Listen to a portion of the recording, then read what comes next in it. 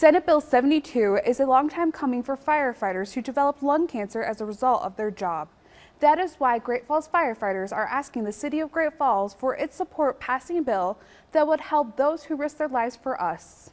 Part of my job is to protect my fellow firefighters. On Tuesday, over a dozen firefighters asked city leaders to support two of their brothers.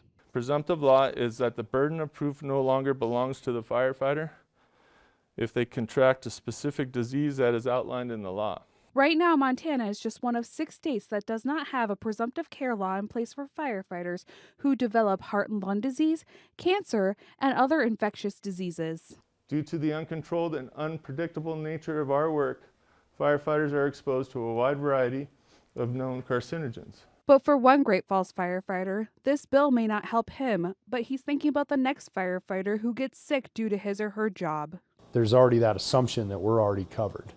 And so I want people to realize, as Montanans, we're not. Once this happens, you're on your own.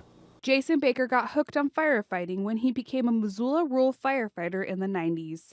In July of 2000, Baker joined the Great Falls Fire Rescue. Every time we leave the house, it's the great unknown, depending whether it be a medical call all the way up to a fully involved structure fire. We have very limited information because you're trying to make a judgment call on the little information you get there. Last fall, Baker was being treated for what he thought was pneumonia. I was diagnosed with adenocarcinoma, stage 4, on October 21st of 2016. Baker says it was a shock. Stage 4 means that the cancer has gone from his lung to his lymph nodes and into his bones. To go from the life you had, where you could do anything you wanted. You could go for a walk, go for a bike ride, just do everything you wanted, to this has been quite a challenge. Jill Baker says as a firefighter spouse, she prepared herself for the possibility of injuries and even death due to fighting fires, but cancer wasn't even in the back of her mind.